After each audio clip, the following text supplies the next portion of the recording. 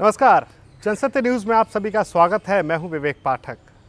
आज हम जिस शख्सियत से बात करने जा रहे हैं वो किसी परिचय के मोहताज तो नहीं है। हालांकि एक राजनीतिक परिवेश के तौर पर, समाज सेवी के तौर पर और ख़ास तौर से शिक्षिका के तौर पर आपने एक अलग पहचान स्थापित की है। हम बात कर रहे हैं इलाहाबाद से बीजेपी सांसद श्रीमती रीता बहुगुणा जोशी जी की, जिन्होंने ख़ास तौर से पिछले कुछ दशकों में भले ही कांग्रेस के जो है साए में जो अपनी राजनीति ज़रूर की हो, लेकिन जो अब स्थितियां हैं वो 2016 के बाद से बीजेपी के साथ जिस तरह से शुरुआत हुई है, अब ये माना जा रहा है कि बीजेपी की बहुत मजबूत स्थितियों में दावेदारी के साथ आज श्रीमती डॉक्टर रीता बहुगुणा जोशी अब मोदी मिशन को आगे लेकर जा रही हैं। आज इन्हीं सब मुद्दों पर, क्योंकि आज दूसरे मोदी सरकार के कार्यकाल का आज पूरा 1 साल पूरा हो चुका है और इस मौके पर किस तरह का दूसरा टेन्योर रहा और 1 साल का जो पूरा कार्यकाल रहा और खास तौर से कोरोना काल को लेकर जो स्थितियां चली हैं, जिस तरह से विपक्ष ने जो सवालों में घेरा है मोदी सरकार को, उन तमाम मुद्दों पर आज हम बात करेंगे रीता जी से। रीता जी, स्वागत है आपका बहुत बहुत।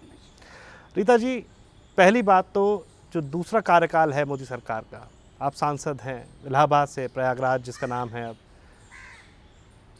अगर एक सांसद के तौर पर देखा जाए, प्रतिनिधि के तौर पर देखा जाए, तो इस पूरे 1 साल को आप किस तरह से देखती हैं?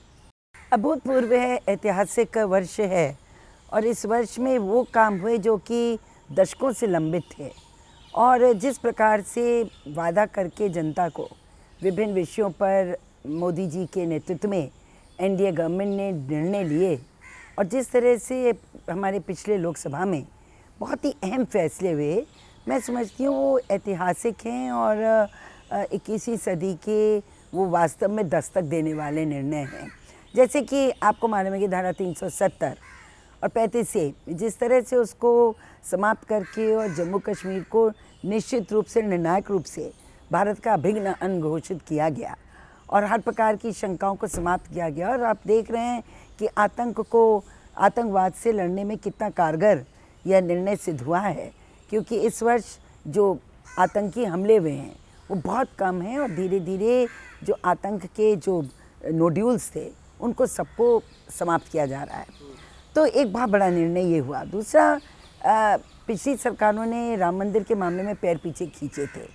सुप्रीम कोर्ट में दस्तावेज पर पेश नहीं होते थे, कभी ना कोई विघ्न आता था। लेकिन जिस तरह से सरकार ने जो भी प्रमाण मांगे गए कोर्ट से उसको दिया और सुप्रीम कोर्ट ने निर्णय लिया और कितना शांतिपूर्ण ढंग से इस निर्णय को देश ने स्वीकार किया और राम मंदिर अब बनना भी शुरू हो गया। इतनी दिक्कतों के बाद भी उसका शिलान्यास हो गया, अब वो शुरू हो गया। एक ये बहुत बड़ा निर्णय ये भी था। फिर एनआरसी, हमारा राष्ट्रीय जो नागरिकता कानून, ये पारित हुआ। तो जो वादे भारतीय जनता पार्टी दशकों से कर रही थी भारत की जनता से और लोग सोचते थे कभी नहीं हो पाएगा, वो सब हुआ। और किस मजबूती के साथ इस वर्ष देखिए, अभी आप हाल में देख रहे हैं कि अपनी सीमाओं को सुरक्षित करने के लिए एक और पाकिस्तान तो दूसरी तरफ चीन के साथ भी हम लोगों ने दृढ़ अपना स्टैंड लिया है। तो ये सब एक बहुत ही कुशल राजनेता, एक कुशल नेतृत्व नरेंद्र मोदी जी के संकल्प और उनके दक्षता का परिचायक है। और ये कोरोना का जो संकट आया पूरे विश्व के समक्ष, और ये किसी को समझ में नहीं आ रहा था क्या, और हम लोगों का पार्लियामेंट चल रही थी उन दिनों, लोकसभा। लेकिन उसी बीच में इसकी गंभीरता को अगर सबसे पहले किसी ने समझा तो भारत ने समझा। और जो प्रधानमंत्री जी ने पहले जनता कर्फ्यू करके और फिर लोगों का संबोधन करके और फिर हम लोगों ने लॉकडाउन शुरू किया, उसी का ये नतीजा है कि आज विश्व जहाँ रो रहा है, परेशान है, जो विकसित देश थे, इटली है, स्पेन है, फ्रांस है, ग्रेट ब्रिटेन है, अमेरिका है, अब तो साउथ अमेरिका भी आ गया, ये सब जहाँ इतने ज़्यादा प्रभावित हुए और जितने ज़्यादा आप सोचिए, अमेरिका में 1 लाख के ऊपर लोगों की मृत्यु हो चुकी है। छोटे छोटे राष्ट्र, स्पेन है, फ्रांस है, कई बार हमारी जनसंख्या में ये समायोजित हो जाए। यहाँ पर लाखों में लोगों की मृत्यु हो गई, हज़ारों में। तो मैं सोचती हूँ कि मोदी जी ने लॉकडाउन का निर्णय लिया, देश ने उनका साथ दिया। ये होता है नेतृत्व की। अगर नेता कुछ कहे तो उसका इतना विश्वास जनता में हो। वो भी देखिए सेकंड टर्म है 2014 के बाद 19, और नॉर्मली नेता का प्रभाव, उस पर विश्वास लोगों का घटता है। लेकिन यहाँ मोदी जी में लोगों का विश्वास बढ़ा है और उन्होंने छिप के नहीं, आगे बढ़कर कोरोना के संकट में लोगों का नेतृत्व किया, जनता को समझाया। और ये जो हानियाँ हुई हैं उसके लिए दुख है, सबको परेशानी है, लेकिन बहुत ख़राब हो सकता था। हमारे पास पीपी किट्स नहीं थी, हमारे पास मास्क नहीं थे, हमारे पास बेड्स नहीं थे, वेंटिलेटर्स नहीं थे, ऑक्सीजन की कमी थी। लेकिन ये जो 50 दिन का, 55 दिन का, 54 दिन का समय मिला, तो इसमें हम लोग अब तैयार भी हो गए हैं।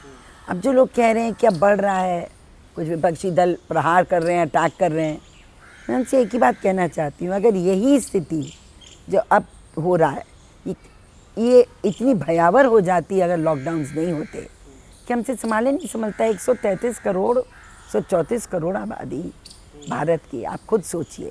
तो बधाई देनी चाहिए नेतृत्व को कि हर क्षेत्र में उन्होंने जो है वो जनता के विश्वास को बरकरार रखते हुए राष्ट्र को मजबूत करने की ओर आगे बढ़े हैं।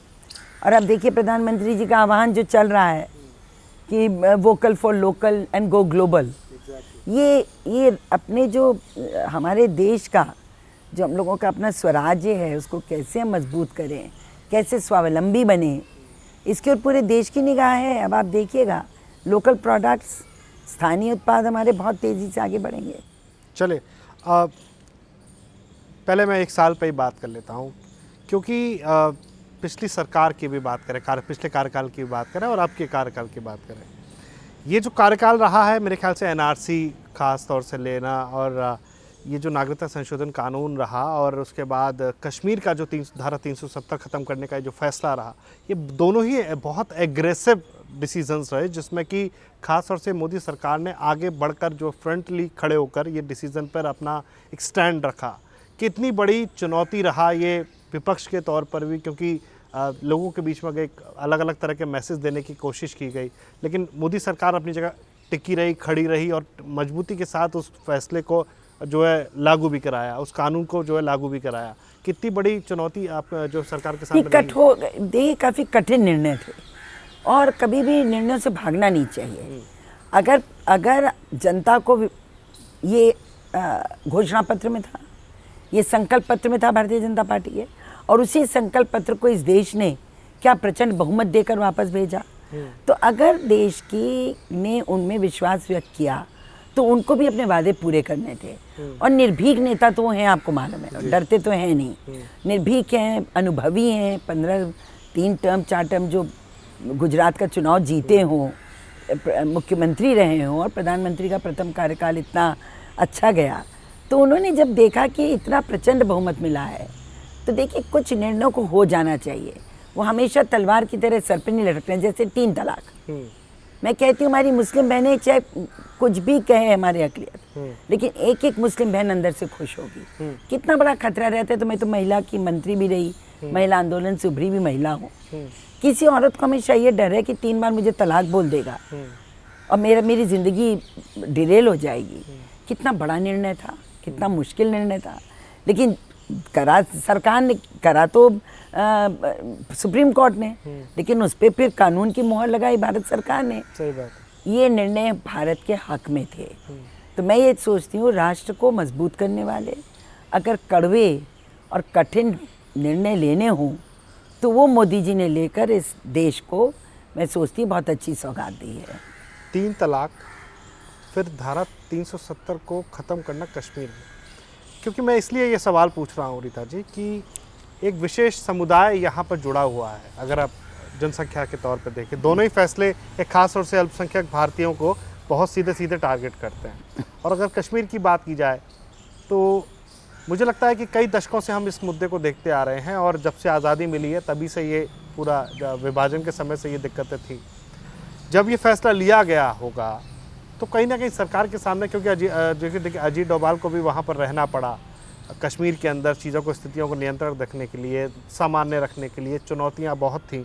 आतंकवाद जो पैर पसार रहा था लगातार कश्मीर के अंदर, उनको भी कंट्रोल किया गया। ऑपरेशंस अभी लगातार जारी हैं, पिछले कुछ दिनों में, हफ्तों में हमने देखा है। तो ये जो सरकार का एजेंडा था, मतलब अगर पूरा एक ब्रीफिंग अगर मैं चाहूँ सर, क्योंकि आप सांसद हैं, वहाँ रही होंगे, उस समय आपके सामने एजेंडा रहा होगा, तो सरकार का मेन एजेंडा क्या रहा, क्योंकि ये बहुत बड़ी चुनौतियों के तौर पर देखा जाता है, जिसमें कि कहते थे कि ये एक ऐसी आंख थी जिसमें कि कोई हाथ नहीं डालना चाहता था वोट बैंक की राजनीति के चलते। देखिए, ये समुदाय को टारगेट नहीं किया गया है, ये भारत की समस्या को टारगेट किया गया है। आतंकवाद से अगर आपको लड़ना था तो जो आप देखिए अलगाववादी जो संगठन कश्मीर में बैठे थे, वैली में, श्रीनगर की खाड़ी में, वो किस तरह से पाकिस्तान के से जो घुसपैठिए आ रहे थे या जो आतंकवादी आ रहे थे, उनको कैसे वो उनके साथ उनका लिंकेज था, कैसे वो एंटी इंडियन भाषा बोलते थे, भारत विरोधी भाषा बोलते थे, भारत से हर प्रकार का सहयोग लेना, उनको पर्स भी मिल रहा है, उनको सुविधाएं भी मिल रही हैं, उनको सिक्योरिटी भी मिल रही है, और काम वो पाकिस्तान का कर रहे थे। तो आतंक को आप रोकते कैसे? जनता को भड़काना, ईंटें पिकवाना, आर्मी के सामने कन्फ्रंट करना, भारत की हमेशा इस प्रकार का प्रचार करना कि जम्मू कश्मीर भारत का अंग नहीं है, हम स्वतंत्र। तो देखिए, इस तरह इस बात को समाप्त नहीं किए बिना आप आतंकवाद से लड़ नहीं सकते थे।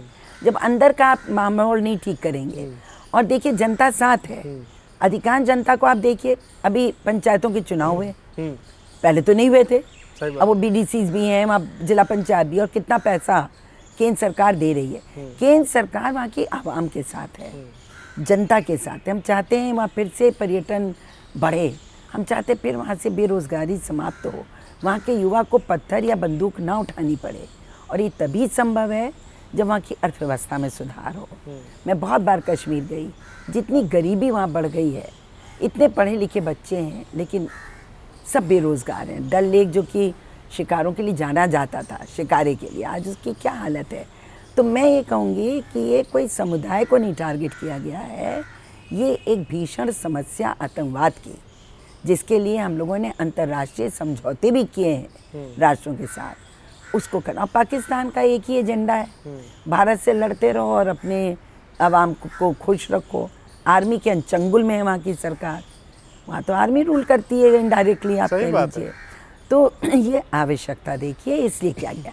अब दूसरा विषय संवेदनशीलता का है, महिला की अस्मिता का है, महिला के सम्मान का है, उसके आत्मसम्मान का है। तो अगर महिलाओं के जो कि 50% आबादी हैं, किसी भी कम्युनिटी में जाइए, हम 50 के आसपास हैं, तो ये जब इस्लामी मुल्कों में, जहाँ इस्लाम धर्म के रूप में स्वीकार है, जब ऐसे 1 दर्जन से ज़्यादा मुल्कों में ट्रिपल तलाक के ये तलाक बिद्दत नहीं है, तो हमारे मुल्क में क्यों होनी चाहिए? और हमने तो नहीं किया। सुप्रीम कोर्ट में कौन गया? मुस्लिम बहनें गई, वहाँ पीड़िताएं गई, उन्होंने डिसीजन लिया, हम उसके साथ खड़े थे महिलाओं के हक में, और ज़रूरत पड़ी हमने उसका कानून भी बनाया। तो बिल्कुल ठीक बात है कि दीज इश्यूज, प्रधानमंत्री का ये कहना सबका साथ सबका विकास, आप एक लाइन से देखिए, अभी देखिए 1,70,000 करोड़ का हमने पैकेज दिया था, तुरंत इन्होंने गरीब कल्याण योजना दी थी। जब जैसे कोरोना आया तो किसको उसमें से अलग रखा गया? सबको मिला ना, जो कैटेगरी में आता था। अगर वो पेंशनर था तो किसी भी जात का हो, किसी भी समुदाय का हो, अगर वो स्वयं सहायता समूह है, अगर वो रजिस्टर्ड है श्रम विभाग में, तो उसको मिलेगा, उन सबको मिला। तो मैं ये सोचती हूँ कि नज़रिया बदलना चाहिए। ये नज़रिया जो कुछ लोग वेस्टेड इंटरेस्ट एक कम्युनिटी को अपने चंगुल में रखने के लिए करना चाहते हैं, ये गलत है। आवाज़ देखिए ना, 11 करोड़ आवाज़ बढ़ गई, किसको मिले? ज़्यादातर पिछड़ों को, दलितों को मिले। 6 करोड़ आवाज़। अगर उज्ज्वला अगर पूरे देश में बटा, किसी कम्युनिटी को नहीं देखा गया। अगर ये हमने जो सौभाग्य योजना में बिजली बांटी, तो कोई ये कह दे कि हमारा मोहल्ला इसलिए छोड़ दिया गया क्योंकि हम इस जात के थे या इस समुदाय के थे। आप तो जात की बात करते हैं, क्षेत्रवाद कितना है इस देश में? इस देश में जातिवाद कितना है? तो फिर हर जात कहने लगे कि हम इस जात के इसलिए इन्होंने छोड़ दिया। जहाँ तक विकास का प्रश्न है, सब के प्रति एक सामान्य दृष्टिकोण सरकार का है, मोदी जी का है, पार्टी का है। सबसे बड़ी बात यह है कि मैं जो पिछले कार्यकाल को और इसमें जो खास तौर से जो मोदी सरकार ने जो फैसले लिए, जिसमें कि जनधन खाते जो थे ठीक है, नोटबंदी के बाद ये बहुत बड़े स्तर पर ये बिल्कुल 34-35 करोड़ जन कोरोना जैसे काल में कितना बड़ा महत्वपूर्ण का नतीजा आप देखती हैं, जिस तरह से सीधे खाते में पैसे पहुंचाए? देखिए, कांग्रेस पार्टी बार बार ये ऐलान करती है खाते हमने शुरू किए थे, लेकिन आपने कितने खाते खोले थे? 1-1.5 साल के अंदर 30 करोड़ खाते निःशुल्क खोल देना, और आज शायद 34-35 करोड़ खाते हैं, जिसमें लोगों ने अपनी ओर से करीब करीब 80-90 हज़ार करोड़ रुपए अपनी ओर से भी डाले बाद में। डायरेक्ट ट्रांसफर, डीबीटी, सारे योजना कितना देखिए, 1-1 हज़ार रुपये कितने लोगों को, 20 करोड़ से ज़्यादा लोगों को 1-1 हज़ार करोड़ रुपए, 1-1 हज़ार रुपये उनके खाते में डाले गए। महिलाओं को उज्ज्वला में जितने पास कनेक्शन थे, 3 गैस के सिलेंडर उनको फ्री दिए निःशुल्क, सीधे डीबीटी हो गया। जब पेंशनर्स को 500 रुपये बढ़ाकर दिया गया, सीधे डीबीटी हो गया। तो उसमें कोई लीकेज का रिसाव का कोई उसमें गुंजाइश नहीं रही। कोई सीधे केंद्र सरकार के खाते से, राजकोष से सीधे जनता के कोष में स्विफ्ट ट्रांसफर, और एसएचजी ग्रुप्स को ट्रांसफ़र हुआ, इतना पैसा भेजा गया, इतना डीबीटी हुआ। इस डीबीटी ने इस कोरोना में संकट में बहुत बड़ा रोल निभाया है, और ये तभी संभव हुआ कि जनधन योजना में आपके पास खाते तो सीधा पैसा ट्रांसपेरेंसी के साथ पहुंच रहा था लोगों के पास।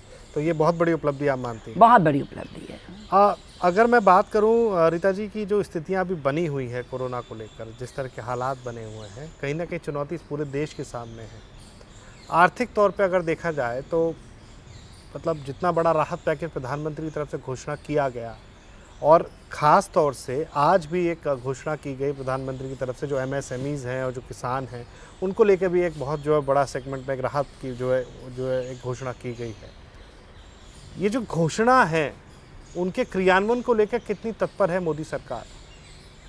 नहीं, बहुत तेज़ी से काम हो रहा है। अगर आप ये देखिए, 1,76,000 करोड़ की घोषणा हुई थी, 1 लाख करोड़ के ऊपर बढ़ चुका है। और इसके अलावा जो करीब करीब 80 करोड़ लोगों के लिए को अनाज बांटा गया फ्री में, ये कोई छोटी उपलब्धि सरकार की नहीं थी। अब जो क्या देखिए, सबसे बड़ी बात क्या है, आत्मनिर्भर भारत बनाना है, और ये संकट की घड़ी ने हम लोगों को एक मौका दिया है कि हम अपने स्वदेशी के प्रति प्रेम को जागृत करके और अपने राष्ट्र को मजबूत करें। और ये तभी संभव है जब हम अपने स्थानीय पदार्थों को, उत्पादों को हम प्रोत्साहित करें। इसीलिए एमएसएमई पे सबसे बड़ा ध्यान सरकार का है, क्योंकि हमारी जो मेजॉरिटी इंडस्ट्रीज़ हैं वो एमएसएमई के सेक्टर में आती हैं, वही सबसे बड़ा रोज़गार सृजन का माध्यम भी है। तो सरकार बहुत गंभीर है। तभी देखिए 3.5 लाख करोड़ के लोन देना, और आपका जो किसान क्रेडिट कार्ड में 2-2.5 करोड़ और क्रेडिट कार्ड जोड़ देना, अब 9 करोड़ के करीब क्रेडिट कार्ड्स हो जाएंगे।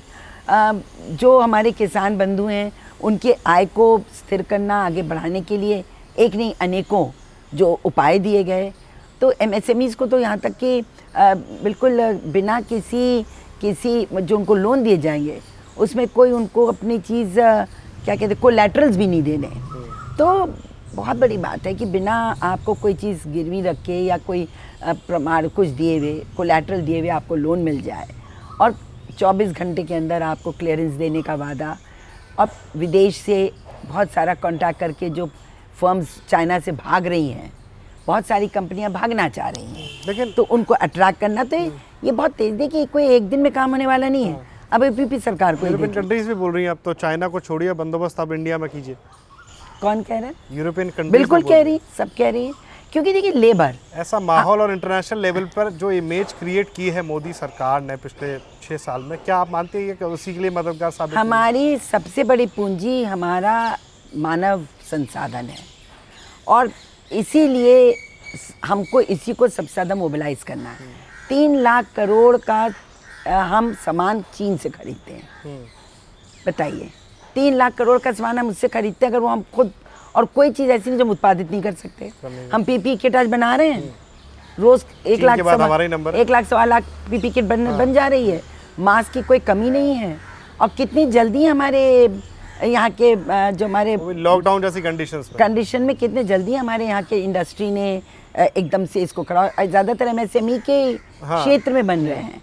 तो कोई ऐसी चीज़ नहीं, हम खिलौने क्यों करते हैं बाहर से, हर चीज़ यहाँ के अपने भगवानों को भी हम लोग जो मूर्तियाँ वो भी चीन से आयात कर रहे हैं। तो इस पर अंकुश लग सकता है। लेकिन देखिए, मैं फिर कहूँगी, जब कंपनियाँ वहाँ से शिफ्ट करेंगी तो हमारे पास मैन पावर भी है और हमारे पास स्किल लेबर भी बहुत है। और फिर बुद्धि की तो कमी क्या है, भारतवर्ष में है। तो मैं, और एक नेतृत्व इतना प्रबल और समर्पित और दृढ़ नेतृत्व है। तो मैं ये सोचती हूँ कि आने वाले 2 साल भारत के लिए बहुत महत्वपूर्ण होंगे। और मोदी जी का बिल्कुल डायरेक्शन सही है कि अगर हमने MSMEs को खड़ा कर दिया तो उसके 2 बड़े लाभ हैं। एक तो रोज़गार की कमी नहीं रहेगी। अब 90 लाख MSMEs हैं यूपी में जी। 90 लाख, मान लीजिए उसमें से 10-20% निष्क्रिय हैं, तो उनको सक्रिय करने के लिए लोन का व्यवस्था की जा रही है कि आप लोन लीजिए, काम शुरू करिए। अगर ये MSMEs में एक आदमी भी और बढ़ जाए तो किसी भी यूपी के व्यक्ति को बाहर नहीं जाना पड़ेगा रोजगार के लिए। रोजगार सृजन में बस करना यही है। बहुत अच्छा कर रहे हैं योगी जी कि उन्होंने एक पूरी लिस्ट बनवा ली है स्किल्स की। जो लोग लौट रहे हैं उन सबके जो फार्म भरे जा रहे हैं, सर्वे हो रहा, तो उसमें आ रहा है कि तुम्हारा स्किल क्या है। अब स्किल के हिसाब से उनको MSMEs के साथ एडजस्ट करना शुरू कर देंगे। लगेगा 2 साल लगेगा, लेकिन 2 साल में भारत ज़रूर उस ओर अग्रसर हो जाएगा जैसा मोदी जी चाहते हैं कि हम स्वावलंबी भी हों और फिर वर्ल्ड इकोनॉमी में अपना स्थान बहुत ऊंचा कर लें। चलिए, ये बहुत अच्छी बात है, लेकिन ये 2 शब्द हैं जो मोदी सरकार में ही सुनने को मिले हैं। एक मेक इन इंडिया पहले शुरुआत में, और अभी दूसरा है आत्मनिर्भर भारत। ये दोनों अलग अलग जगह स्टैंड कैसे करते हैं? मेक इन इंडिया को कैसे ब्रीफ करेंगे? और मुझे तो लगता है दोनों समतल एक ही तरह से काम करने वाले हैं। मेक इन इंडिया, आत्मनिर्भर भारत में 2 बातें हैं। देखिए, मेक इन इंडिया तो ठीक है, आइए पैसा लगाइए, बाहर से भी आइए, अंदर से भी आइए, पैसा लगाइए, यहाँ पर रोजगार सृजन करिए, ठीक है। लेकिन आत्मनिर्भर भारत मतलब ये कि आयात कम करिए, निर्यात ज़्यादा करिए। अपनी आवश्यकताओं के लिए क्यों हम किसी मल्टीनेशनल का साबुन यूज़ करें? क्यों हम किसी मल्टीनेशनल की बनाई हुई जूता चप्पल पहने? अपने यहाँ क्या हमारे पास इंडस्ट्रीज़ नहीं है? कितनी इंडस्ट्री, आप महंगे से महंगा साबुन और सस्ते से सस्ता साबुन MSME बना रही है हमारे हिंदुस्तान में। आप चलिए लखनऊ में देखिए, कितने, मुंबई है, लखनऊ है, हर पूरे कन्नौज में देखिए, सबने इत्र के जगह पर साथ साथ उन्होंने पूरी लाइन ऑफ खड़ी कर दी है इन चीज़ों की, ब्यूटी प्रोडक्ट्स की। साबुन, तेल, सब इतना बढ़िया बन रहा है। ये बात तो देखिए, आप अब रामदेव जी का देख लीजिए आप, आखिर उन्होंने शुरू किया, आज हज़ारों का कितनी पॉपुलर हो गया उनका प्रोडक्ट। तो अपने प्रोडक्ट पे सब में गर्व करना, आयात कम करना, निर्यात की ओर अपने आप को बढ़ाना। तो आत्मनिर्भर भारत तभी होगा when we start depending on our own resources, our own production। लेकिन वो जो कॉस्ट वैल्यूएशन है, वो मतलब कंपैरिजन जैसा लोग जानते हैं, बात कर रहे हैं, क्योंकि लोगों, एक तो वो उस तरह की क्वालिटी को बनाना, उत्पादन क्षमता वैसी करना, और पैसों को लेकर भी, मतलब जो कुछ का जो पैसा है, खर्चा होगा उसका, उसको भी अपने सीमित दायरे तक लेके आना, ये बहुत बड़ी चुनौती होगी उसके लिए। क्यों, जो आप ब्रांडेड शू पहनते हो उस पर नाम अगर लिख जाता है तो आप 10,000 का जूता खरीद लेते हैं। अभी आप चलिए कानपुर में, क्या कमी है? अरे भाई, उसी डिज़ाइन का जूता आपको 2,000 में मिल जाएगा। आगरा है, कानपुर आपको 2,000 में मिल जाएगा, 2,500 में। देखिए, ये बात नहीं होती है, बात होती है मेंटालिटी की। दूसरा, राष्ट्र निर्माण में थोड़ा बहुत तो सैक्रिफाइस करना पड़ता है। वर्ल्ड वॉर 2 के बाद कैसे जापान ने किया अपने आप को, कैसे चीन ने खड़ा किया अपना, कैसे रूस ने खड़ा किया अपने आप को। इसमें कोई दो राय नहीं है कि जापान की सबसे बड़ी आर्थिक जो सशक्तिकरण का जो ताकत है, बैकबोन है, वो उनके लघु उद्योग ही हैं। साउथ कोरिया को देखिए, कंबोडिया को देखिए। अगर ये लोग इन बातों पे चलते कि हम अमेरिका का टैग पहन लें, कहीं पर कुछ बनाते हैं, एक छोटा सा लोगो लगा देते हैं, अब बनता सब हिंदुस्तान में और चीन में है। जितने आपके ब्रांडेड प्रोडक्ट्स हैं, इनका प्रोडक्शन कहाँ होता है? बनाने वाले आप ही हैं। आप जाइए US में, आप किसी भी मॉल में जाइए, आप प्रोडक्ट बहुत अच्छा लगता है आपको, लगा तो वहाँ का स्टैम्प, वहाँ की मोहर लगी है, वहाँ की, बस पीछे लिखा रहता है made in India, made in China. तो जब उनके मटेरियल को, उनके प्रोडक्ट्स को हम यहाँ प्रोड्यूस कर रहे हैं, तो अपने ही नाम से उस प्रोडक्ट को क्यों नहीं प्रोड्यूस कर सकते? क्या कमी है? आज हम स्पेस में नहीं हैं, कि आज हम हमारे साइंटिस्ट ठीक नहीं हैं, या आज हमारे पास ब्रेन का लैग है। हमारे पास सब कुछ है, बस विश्वास थोड़ा। देखिए, नेशनल प्राइड, राष्ट्र में के प्रति अपने गौरव का एहसास करना। हो सकता है कि शुरू में थोड़ा बहुत हमको कष्ट हो, लेकिन जब प्रोडक्शन बढ़ेगा, आज हमारी इंडियन मान लीजिए कंपनीज जिस प्रोडक्ट का मान लीजिए साल भर में 1 लाख पीस बेच रहे हैं, अगर हम खरीदने लगेंगे तो 10 लाख बिकने लगेगा। जैसे ही उसका प्रोडक्शन बढ़ेगा, कॉस्ट उसकी डाउन आएगी, प्रोडक्ट की कॉस्ट डाउन हो जाएगी। चलिए रीता जी, अभी तक तो बात ये 1 साल के कार्यकाल पर रही है, लेकिन अभी मैं बात करूँ पड़ोसियों की जो चुनौतियाँ हमें मिल रही हैं। पाकिस्तान एक कम नहीं था, चाइना के साथ हमारा जो पिछला LAC पे जो चल रहा है विवाद, अभी फिर से तनातनी शुरू हुई है, फौज बढ़ाने लगे हैं, संख्या बढ़ रही है। इस बीच में नेपाल जो हमारे ऊपर आश्रित रहे आर्थिक तौर पर, अब वो हमें आंखें दिखाने लगे, तो मोदी सरकार इसको कैसे देखने जा रही है? ये आँख नहीं है, ये जियोपॉलिटिकल सिचुएशंस हैं। देखिए, भारत ने साफ कह दिया, नया नक्शा पास किया नेपाली संसद। मैं आपसे कह रही हूँ, हो नहीं पाया ना, कहाँ हो पाया पास? कांग्रेस का वाकई समर्थन मैं आपको बता रही हूँ। देखिए, ऐसा है कि नेपाल में आपने देखा कि अभी गवर्नमेंट चेंज हुई, गवर्नमेंट चेंज होने के बाद वहाँ कम्युनिस्ट आए, लेकिन उसके बाद भी वो नहीं कर पा रहे हैं जो वो चाहते हैं। क्यों? क्योंकि जनता का साथ उनको नहीं मिल रहा है, उनको इतना आसान नहीं है, और हम लोग भी डिप्लोमेटिकली उनसे बात कर रहे हैं। तो और चाइना का, जहाँ तक आपने प्रश्न किया, चाइना भी समझ गया है।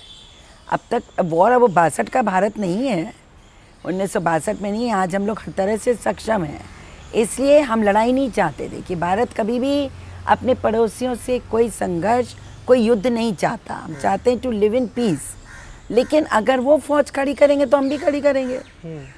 अगर वो हमारे अंदर प्रवेश घुसने की कोशिश करेंगे तो पीछे ढकेलना उनको हमारी जिम्मेदारी बन जाती है। तो मोदी जी का जो फॉरेन पॉलिसी है वो मित्रता की भी है और स्टर्ननेस की, सख्ती की भी है।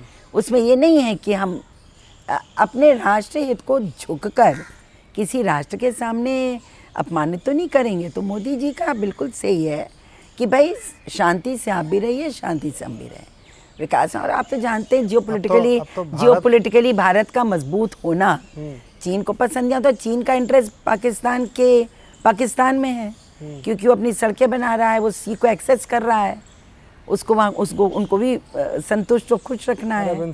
तो इसलिए वो ये सब चीज़ें हैं। लेकिन आप देखिएगा, भारत का स्टैंड डोकलाम पे भी बहुत स्ट्रॉन्ग था, आज भी है, अरुणाचल पर है। तो अभी इतना आसान नहीं कि नेपाल बदल देंगे, उन्होंने अभी होल्ड पे रख दिया है, क्योंकि उनको ना हाउस में पूरा मिल रहा है समर्थन, पार्लियामेंट में भी समर्थन नहीं मिल रहा है, और जिन एरियाज़ को दिखाना चाह रहे हैं वहाँ भी उनको समर्थन वहाँ की लोकल पार्टीज का नहीं मिल रहा है। ये रिएक्शन क्या इसीलिए हो सकता है, हालांकि विदेश मतलब मामलों की बात हो जाती है, लेकिन एक राजनीतिक स्थितियों पर भी देखा जाए तो क्या चीन अपनी जो इकोनॉमिकल जो वीकनेस जा रहा है, चुनौती पेश कर रहा है भारत, मोदी सरकार जो जिस तरह से अपना प्लानिंग कर रही है, क्या उसका ये रिएक्शन? इकोनॉमिक वॉर तो अपनी जगह पर है, ये जियोपॉलिटिकल पॉलिटिक्स है। इस एरिया के राजनीति में किसका वर्चस्व होगा? लेकिन चीन तो इस तरह का रिएक्शन करता रहा है, वो करता रहेगा, लेकिन अब वो भारत को भी जानता है। अब वो it's not easy for China now, आसान बात नहीं है।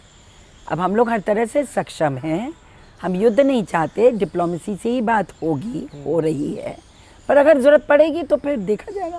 तो क्योंकि चाइना की तरफ से POK के ऊपर कोई बात नहीं निकल के आई, वहाँ लद्दाख और अरुणाचल की बात चल रही है, डोकलाम की बात चल रही है, प्रेशर वहाँ क्रिएट हो रहा है। आज देखिए, मैंने आपसे फिर कहा कि geopolitically they trying to close in with Pakistan, क्योंकि पाकिस्तान में उनके बहुत सारे इकोनॉमिक इंटरेस्ट भी है, उनको मार्ग दे रहे हैं, रास्ता दे रहे हैं, उनको बाउंड्री पे भी आने, बॉर्डर्स पे भी आने का, और सी को एक्सेस भी मिल रहा है वहाँ से। तो चाइना का वो हमको थोड़ा काउंटर करने की एशिया में कोशिश करें, बिकॉज हम बहुत तेज़ी से आगे बढ़ रहे हैं। और मोदी जी का जो पूरे विश्व में राष्ट्रों के साथ जो संबंध बने हैं, मतलब ये भी एक बहुत विचित्र सी बात है कि अब सिर्फ हमारे डिप्लोमेटिक रिलेशंस नहीं है, फ्रेंडली रिलेशंस हो गए। G7 में फ्रेंडली, हाँ, अमेरिका ने प्रपोज किया कि इंडिया को आना चाहिए, और बार बार इनका ये कहना कि भारत हमारा बहुत अच्छा दोस्त है, आई लाइक मोदी।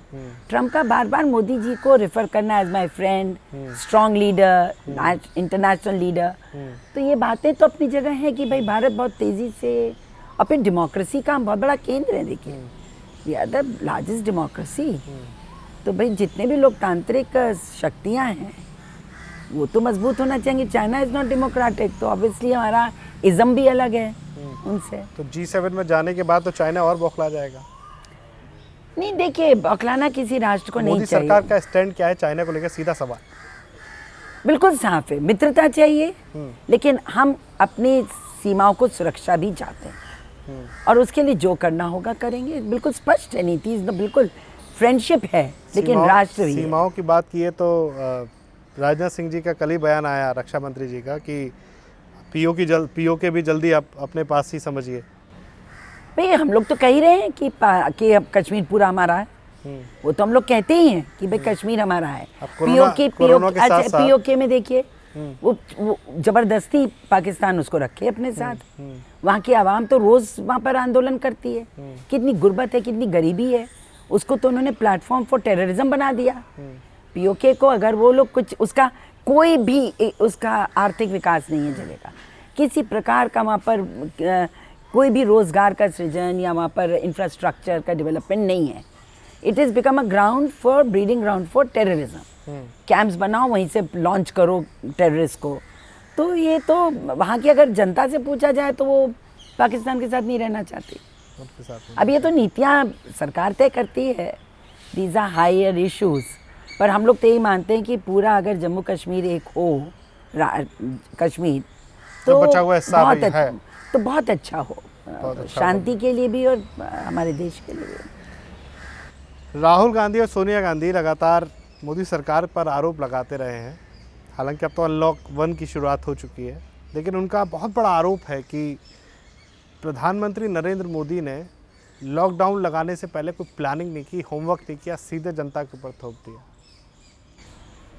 देखिए, हम लोग सदन में थे, 15 तारीख से चर्चा शुरू हुई। सीरियसली पहले तो पूरी दुनिया को समझ में नहीं आया ये है क्या, कि ये क्या हो रहा है, इसका क्या अंतिम रूप में इसका क्या इम्पैक्ट आएगा। लेकिन हमने बहुत जल्दी समझा इसको, और आप इसी देखिए, अगर हमने अच्छा काम ना किया होता तो आज पूरी दुनिया नहीं कह रही है कि भारत से सीखना चाहिए था कि किस तरह से मैनेजमेंट इस बीमारी का किया जाता है। पूरी दुनिया मान रही बात को, और हर्षवर्धन जी हमारे चेयरमैन भी बन गए। तो कैसे बने WHO के पहली बार? अगर भारत ने कोरोना में जो काम किया, पूरी दुनिया हमारी तरफ देख रही थी, हमसे दवाइयाँ मांग रही थी, हमसे राज पूछ रही थी कि 133 करोड़ में आप कैसे मैनेज कर रहे हैं। अगर बहुत ज़्यादा समय देते हम, तो हमारा वही हाल होता जो विश्व का हुआ। हम तैयार नहीं थे भैया, हमारे पास PPE किट्स नहीं थी, हमारे पास मास्क नहीं थे, बेड्स नहीं थे, अस्पताल तैयार नहीं थे, इतने लोग मर जाते, हमारे पास वेंटिलेटर्स नहीं थे, हमारे पास ऑक्सीजन के उतना प्रबंधन, ऑक्सीजन सपोर्टेड बेड्स नहीं थे। तो इसलिए आवश्यक था कि इसको हम तत्काल बंद करें, और वो जो बंद हुआ उसी के आज नतीजा है। अब लॉकडाउन हम खोल रहे हैं, अब वो कहते हैं अब देखो बढ़ रहा है, लेकिन आज हम मैनेज कर पा रहे हैं ना भाई। जितना आदमी आ रहा है बीमार होकर, उसमें से 80% तो ठीक होकर वापस जा रहा है, और 20 में भी स्ट्रगल कर रहे हैं, लेकिन मृत्यु दर कितना कम है। अगर पॉपुलेशन के हिसाब से देखिए तो 1% के भी नीचे हम लोग 0.00 कुछ पे हैं। तो हम इतना कम इसको कंटेन कर पाए, ये इसी वजह से था। तैयारी क्या करते, कैसे करते? तो हम अभी जब लॉकडाउन इससे बेहतर हो नहीं सकता। इससे अब इंफ्रास्ट्रक्चर के साथ बिल्कुल है, इन लाखों बेड्स हैं पूरे देश में। अब दिल्ली की बात छोड़ दीजिए, हम दिल्ली की बात नहीं करते कि आप एक तरफ तो 5 स्टार होटल्स को भी ले रहे हैं, लेकिन रोज़ टीवी दिखाता है कि जहाँ भी फ़ोन करते हैं बेचारे मरीज, तो कह दिया जाता है यहाँ बेड अवेलेबल नहीं है हॉस्पिटल्स में। तो क्यों हुआ ऐसा? लेकिन आप बाकी जगहों पे देखिए, आज पहले से आज राज्यों ने, जैसे हमारे उत्तर प्रदेश ने बड़ी मेहनत करी, 1 लाख के ऊपर बेड्स हैं हमारे पास, हर ज़िले में बेड्स हैं हमारे पास, आज हमारे पास कोई कमी नहीं है। तो और हमारे यहाँ तो उत्तर प्रदेश ने तो रोका भी कितने अच्छे से। 23 करोड़ की आबादी में आप सोचिए उत्तर प्रदेश में हमारे क्या है, लाइफ लॉस क्या है। दुख होता है जिन लोगों की लाइफ लॉस हुई, लेकिन बहुत मिनिमल है। तो मैं ये समझती हूँ कि बहुत सही निर्णय केंद्र सरकार ने लिए हैं और इन निर्णयों का सम्मान करना चाहिए था विपक्ष को। तो देखिए, ये लोग जितना एंटी बोलते हैं ना, तो देश समझता है। अगर देश को समझ में नहीं आता तो पाकिस्तान के तरह लॉकडाउन भी बिल्कुल बेअसर होता। आप वेस्ट में देखिए, लॉकडाउन बेअसर हो रहा है कई बहुत जगहों पर, लोग बीचों पे निकले जा रहे हैं जगह जगह। लेकिन देश की जनता बड़ी जागरूक है और क्योंकि वो जान रही है कि मोदी जी ने सही निर्णय लिए, तो आज उनके साथ है। मैं समझती हूँ इससे बेहतर निर्णय हो नहीं सकते थे। सबको फ्री अनाज देना, कितने लाखों लोगों के नए राशन कार्ड बन गए इन दौरान। सबको राशन दिया जा रहा था, हम लोग अपनी कॉन्स्टिट्यूएंसीज को देख रहे थे। और भारतीय जनता पार्टी ने 3 करोड़ से ज़्यादा लोगों को राहत पहुंचाई, रसद पहुंचाई। मैंने देखा कितने कैंप्स लगे, बाकियों के कैंप्स कहाँ थे। अब आप बस 10 तो बस खड़ी कर दीजिए और ज़मीन में लेट जाइए, उसका आप राजनीतिकरण करिए। तो ये नहीं होता है काम। मैंने कहीं पर भी किसी भी ज़िले में कांग्रेस के राहत कैंप्स नहीं देखे। मैंने किसी भी ज़िले में समाजवादी के, बहुजन समाज पार्टी के नहीं देखे। हाँ, एक पूर्व मुख्यमंत्री जी की पत्नी को कुछ बांटते देख लिया, एक दूसरी रोज ट्वीट देख लिया एक पार्टी के नेता का, और एक हमारे प्रदेश के अध्यक्ष जी जमीन पे लेट गए, अरेस्ट हो गए। ये सब ये जो कोरोना है, ये एक राष्ट्रीय मुद्दा था। इसको एक होकर लड़ने की आवश्यकता थी। और इस प्रकार का, हाँ ज़रूर, जिन लोगों में थोड़ा बेचारे घबरा गए, धैर्य कम रहा, पैदल चल दिए, कष्ट उनको हुआ। लेकिन ये भी तो आप मानेंगे कि लाखों लोगों को, 50 लाख से ज़्यादा लोगों को बाय ट्रेन उनके घरों तक पहुंचाया गया है। बसें लगाई गई। तो और जनता ने, मैं तो सचमुच बधाई देना चाहती हूँ उन सारे लोगों को, जनता को, भारत की, जो कर सकता था। अपने पड़ोस में अगर गरीब है तो उसको खाना खिलाया, ज़्यादा है तो मोहल्ले को खिलाया, और ज़्यादा है तो कैंप लगा के खिलाया। जिसकी जितनी क्षमता थी सबने कोशिश 1 किलो से लेकर 1 लाख किलो अनाज तक वितरण हुआ। अगर जनता पूरी इकट्ठी ना खड़ी होती तो सरकार कितना भी पैसा दे दे, वो पूर्ण नहीं होता। तो जो पूरा नेशन स्टूड एज वन, एक साथ खड़े होकर जैसे लड़ा है। अब ये लॉकडाउन खुलना शुरू हुआ है, अब इसमें हम लोगों को संयम बरतना है। अब हर एक को हर चीज़ मालूम पड़ गई है। अब ये हम पर आता है कि कैसे हम अपने राष्ट्र को और कैसे खुद को हम कोरोना से भविष्य में बचाएंगे। देखिए, अब कोरोना के साथ जीना पड़ेगा। कोरोना का जो दिल्ली के मुख्यमंत्री हैं, चूंकि दिल्ली की बात आपने की, उन्होंने बड़ा अजीब बेतुका बयान दिया। उन्होंने कहा कि चूंकि बाहर से जो लोग आ रहे हैं कोरोना का इलाज कराने या दूसरे इलाज कराने के लिए, उनकी वजह से यहाँ पर स्थितियाँ ख़राब हो रही हैं, नियंत्रण से बाहर जा रही हैं, इसलिए अब दिल्ली के बॉर्डर को सील कर दिया गया। ये वही है ना जिन्होंने उसी तरह से, जैसे एक बार हमारी आदरणीय शीला जी ने कह दिया था कि बाहर पूर्वांचल से लोग आकर दिल्ली को गंदा कर देते हैं। अब ये कह रहे हैं बाहर से लोग आकर यहाँ दिल्ली से में संभाल नहीं पाए कोरोना को। इतनी छोटी सी आबादी, 2 करोड़ के आसपास की, और कितने संक्रमित हैं यहाँ पर, 20,000 से ज़्यादा संक्रमित हो गए लोग। कितनी मृत्यु हो गई यहाँ पर दिल्ली में, इनको देखना चाहिए। अब कह रहे हैं मेरे पास पैसा नहीं है तनख्वाह बांटने के लिए, हमको तनख्वाह के लिए पैसा दीजिए। आप कोई अपनी व्यवस्था प्रबंधन नहीं कर सके। सारे प्रदेशों को, आपको मालूम है कि NDRF के फंड से कहा कि काम करो। प्रधानमंत्री जी ने 11,000 करोड़ रुपया रिलीज़ किया था सारे प्रदेशों को। ये बिना इस बात के कि किस प्रदेश में कौन पार्टी की सरकार है। तो उन पैसों का प्रबंधन क्या हुआ? इन्होंने क्या किया था शुरू में 2 दिन में? सारे खोल दिया कि निकल जाओ यहाँ से सब दिल्ली से लोग। इतनी अफवाह यहाँ फैलाई दिल्ली की सरकार ने, लाखों लोग आकर हमारे बॉर्डर्स पे खड़े हो गए। उत्तर प्रदेश के कितनी दिक्कत हुई उनको मैनेज करने में, उन बेचारों को कितना कष्ट हुआ। तो ये तो बहुत ही, मैं समझती हूँ कि बहुत ही ख़राब बयान उनका है इस बात का कि लोग यहाँ पर इलाज कराने आते हैं इसलिए फैल रहा है। चलिए आखिरी में चलते बहुत गलत बयान है, बहुत ही आखिरी सवाल मैं लूँगा दीदी, क्योंकि आपके साथ वो रही हैं काफ़ी लंबे समय तक। प्रियंका गांधी की मैं बात कर रहा हूँ। प्रियंका गांधी ने जिस तरह से ये बयानबाजियाँ की, यूपी में ख़ासतौर से, चूँकि आप मंत्री भी रही हैं बीजेपी सरकार में ही, तो जिस तरह से बसों को लेकर ये जो सवाल जवाब का दौर चला, सब बसें भेज दी गई, फिर उसके बाद कई लाख का बिल पकड़ा दिया गया राजस्थान सरकार द्वारा। तो इस पूरे प्रकरण को आप किस तरह से देखती हैं? क्या है कांग्रेस? देखिए, मतलब सबसे किस तरह ज्यादा की कष्ट मानसिकता के किनको साथ? हुआ उत्तर प्रदेश आने में? जो लोग दिल्ली से चले, जो लोग राजस्थान से चले, जो लोग महाराष्ट्र से चले। उत्तर प्रदेश का, खासतौर से बिहार का ज़्यादातर आदमी महाराष्ट्र, राजस्थान, दिल्ली, इन्हीं जगहों पर है। जब आपकी राजस्थान में सरकार थी, आपकी महाराष्ट्र में सरकार है, आप पार्टी हैं, तो कह के तो आप नहीं निकल सकते कि हम डिसीजन मेकिंग में नहीं हैं। आपके 10-10 कैबिनेट मिनिस्टर्स हैं, आप कहते हैं हम डिसीजन मेकिंग में नहीं है। तो भाई आप बसें वहाँ अरेंज करके लोगों को भेजते ना। आप उत्तर प्रदेश से परमिशन मांगते कि भाई हम आपके यहाँ 1000 बस रोज भेजेंगे, आप इजाजत दीजिए। भाई हमारे तो मुख्यमंत्री ने सबसे पहले कोटा अपनी बसें भेजकर 250 अपने छात्रों को बुलाया। उन्होंने यहाँ पूरा आनंद विहार से लेकर जितना बॉर्डर था मजदूरों को उनको क्वारंटाइन भी किया, रखा भी, शेल्टर होम दिया, उनको ले जाने का व्यवस्था भी करी। आपने इंस्टेड कि आप वहाँ से लोगों को भेजते। अब आप खुद देखिए, उन्होंने कितनी कहा कि मुझे 50 या 55 कितनी बसें दे दो, या 35-40 जो भी कही, हम यूपी और बिहार लोगों को भेजेंगे। और भर कितनी पाए? ट्रेनें खड़ी रही 17, आप ट्रेनें नहीं भर पाए। क्यों? क्योंकि आपने सिस्टम्स ही वहाँ डेवलप नहीं किए। तो आपकी सरकार राजस्थान में, आपकी सरकार पंजाब में, आपकी सरकार आपकी महाराष्ट्र में, तो वो बसें वहाँ से क्यों नहीं गहलोत जी ने भेजी? इन्होंने खाली बसें क्यों मंगा ली यूपी बॉर्डर पर लगाने के लिए? ये राजनीति नहीं है।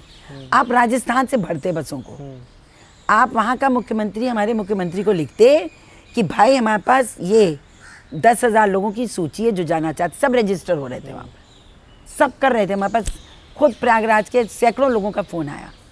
तो आप कहते भाई हम यहाँ से 1000 बस भरकर भेज रहे हैं, तो आपने वहाँ से खाली बसें अपने नेता को खुश करने के लिए यूपी बॉर्डर पे भेज दिए। क्यों नहीं जयपुर में लगाया, क्यों नहीं कोटा में लगाया, क्यों नहीं भीलवाड़ा में लगाया? आप भेजते वहाँ से लोगों को भर के। ये तो राज्य स्तर की बात है, बहुत गलत बात हुई। ये तो राज्य स्तर की बात हुई। एक राजस्थान के सीएम यूपी के सीएम से बात करते, वो जो भी चलता जनता के हित में बात, बसें तो उन्हीं से ली होंगी इन्होंने। लेकिन प्रियंका गांधी का इसमें पूरा ट्वीट करना और सवाल दागना, सवाल तो उठाना, प्रियंका जी को अभी अनुभव की कमी है और वो सोचती है कि इस तरह की बातें जनता को प्रसन्न करेंगी। नहीं, जनता इन बातों से खिन्न हुई है कि आपने अपनी आपकी जहाँ सरकार है उसके आपने जो रिसोर्सेज थे, उन रिसोर्सेज को आपने वहाँ से भर कर क्यों नहीं भेजा? आपने यहाँ लाके बॉर्डर पे क्यों खड़े? देखिए जनता सब देखती है, सब जनता से कुछ छुपता नहीं। आप 4 दिन बसें यहाँ खड़ी रख के आप उनके नंबर नहीं दे रहे हो। आप मांग रही है सरकार, आप जनता के सामने बिल भी गया जो आपकी सरकार ने, राजस्थान सरकार ने बिल भी पकड़ा दिया हमारे मुख्यमंत्री को। और देखिए महाराष्ट्र तो बिल्कुल फेल कर रहा है, महाराष्ट्र तो आज भी मैनेज नहीं कर पा रहा है। धारावी में जिस तरह से फैला, जिस तरह से पूरे महाराष्ट्र में आज बुरे हाल हैं, आप खुद देखिए क्या कितना बुरा हाल है। 2 लाख के करीब लोग वहाँ पर ऐसे संक्रमित होते चले जा रहे हैं। कितने हो गए? 20,000 लोग संक्रमित हो गए हैं। तो ये अच्छी बात नहीं है। अपने अपनी सरकारों को संभालें। ये तो एक ऐसा मौका, देखिए प्रधानमंत्री कुछ नहीं बोलते, जब उन्होंने मुख्यमंत्रियों से 3-3 बार बात किया है।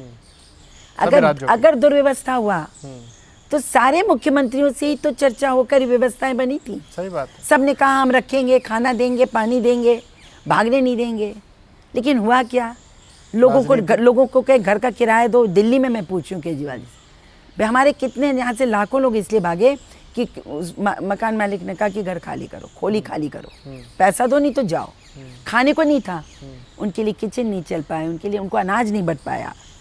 तो मैं सोचती हूँ इस पे आरोप प्रत्यारोप करने के बजाय अगर केंद्र सरकार के साथ मिलकर ये लोग चले होते, इन लोग तो पॉलिटिकली बदनाम करने की कोशिश कर रहे हैं। लेकिन जो प्रबंधन, जो प्रयास केंद्र सरकार की ओर से हुआ है वो सराहनीय। हर विभाग ने जी तोड़ मेहनत करी है। और आप देखिए हमारे जो कोरोना वॉरियर्स हैं, फ्रंटलाइन वर्कर्स हैं, कितना बेचारों को, कितनी संकट में उन्होंने काम किया। उनके प्रति हम लोगों को आभार व्यक्त करना चाहिए। आज ही मैं अखबार पढ़ रही थी, 100 से ज़्यादा पुलिसकर्मी संक्रमित हो गए हैं दिल्ली में, और 2 IPS ऑफिसर्स हो गए हैं। कितने लोगों की जानें चली गई हैं। तो आई थिंक ये ऐसे समय पर जब पूरा राष्ट्र लड़ रहा हो एक ऐसी अज्ञात बीमारी से, जिसका कि अभी कैसे इलाज निकले उस पर हम लोग दिमाग लगाएं। मैं तो ये कहूँगी कि 1 साल ये चुनौतियों का रहा है, और शायद ये एक साल हम लोग को झंझकोर के राष्ट्र हित में एक राष्ट्र के रूप में खड़े होने की चुनौती दे रहा है। तो जैसे बात की जा रही है आपदा को अवसर में बदलने की वाली बात है, वो यहाँ पर सामने निकल के आ रही है। चलिए एक आखिर में मैं आपसे रिक्वेस्ट करूँगा कि जो जनसत्य न्यूज़ के जो दर्शक हैं उनके लिए आप कोरोना काल में कोई इस तरह का एक मोटिवेशनल आप अपील करना चाहती हैं? बहुत हम लोगों ने संकट झेला है इस वर्ष, और कोरोना तो शताब्दी का सबसे भयावह बीमारी और संकट के रूप में आया विश्व के समक्ष। भारत ने एकजुट होकर अभी तक इसके लिए लड़ा, और हमारे प्रधानमंत्री जी ने जो कहा है वो सत्य है। और सत्य ये है कि कोरोना से हमने अपने आप को सुरक्षित रखा अभी तक, लेकिन अभी कोरोना गया नहीं है। लॉकडाउन खुल रहा है, लेकिन हमें अभी अपनी हिफाजत रखनी है, सतर्क रहना है, और हमें जो नियमों का पालन करना है, कोरोना का मास्क पहनना है, अगर घर से निकलें कम से कम निकलें, आवश्यक हो तभी जाएं, सैनिटाइज अपने हाथों को करते रहें और सोशल डिस्टेंसिंग रखें। देखिए इस बीमारी का एक ही इलाज है, सोशल डिस्टेंसिंग। थोड़ा दूरी बना के रखिए और अपनी हिफाजत रखिए, खुद को सुरक्षित करिए और मिलने वालों को सुरक्षित रखिए। और फिर वही बात कि आत्मनिर्भर भारत बनने के लिए स्वदेशी पर बल दीजिए। अपने आसपास जो पदार्थ बनते हैं, उत्पाद, उनका उपभोग करिए। आने वाले समय में यह चुनौती हमारे लिए एक ऐसा अवसर के रूप में आनी चाहिए कि हम विश्व में सबसे सशक्त अर्थव्यवस्था के रूप में उभर सकें। हम सब मिलकर ये करेंगे। मुझे पूर्ण विश्वास है कि हम लोग एकजुट होकर कोरोना को भगाएंगे और राष्ट्र को मजबूत करेंगे। बहुत बहुत शुक्रिया रीता जी। हमारे साथ जिस तरह से बीजेपी सांसद श्रीमती डॉक्टर रीता बहुगुणा जोशी ने अपने खास तौर से अपनी तरफ से जो मोदी 2 कार्यकाल के जो पूरे 1 साल पर जो ब्रीफिंग किया, ये माना कि कहीं ना कहीं ये साल बहुत चुनौतीपूर्ण रहा, लेकिन मोदी सरकार ने उसका डटकर सामना किया और आपदा को अवसर में बदलने वाली जो क्षमता है मोदी सरकार की, प्रधानमंत्री नरेंद्र मोदी की, उसका ही ये नतीजा है जिसकी वजह से पूरे विश्व ने आज भारत को एक इस तरह से देखा हुआ है जिस तरह के लोग उससे सीखना चाहते हैं, जानना चाहते हैं, अब भारत की ओर नज़र गड़ा कर देखना चाहते हैं। तो ये स्थितियां भारत में खासतौर से नरेंद्र मोदी सरकार के दूसरे कार्यकाल के साथ में चलती रही हैं, और ये जो बाकी के बचे 4 साल हैं, उम्मीद कर रहे हैं कि ये जो अगले जो 2 साल हैं कोरोना काल के साथ में, ये बहुत चुनौतीपूर्ण तो हैं, लेकिन इस आपदा के समय को अवसर में बदल के आत्मनिर्भर भारत कैसे बनाना है, खुद को आत्मनिर्भर कैसे बनाना है, अब इसके लिए ये मोदी सरकार काम करती हुई नज़र आ सकती है। इस विशेष प्रस्तुति में मुझे दीजिए इजाज़त। अगर आपको हमारा ये विशेष कार्यक्रम पसंद आया हो तो आप इसे लाइक और शेयर करना ना भूलें। साथ ही साथ आप हमें यूट्यूब पर सब्सक्राइब भी कर सकते हैं। देखते रहिए जनसत्य न्यूज़। नमस्कार।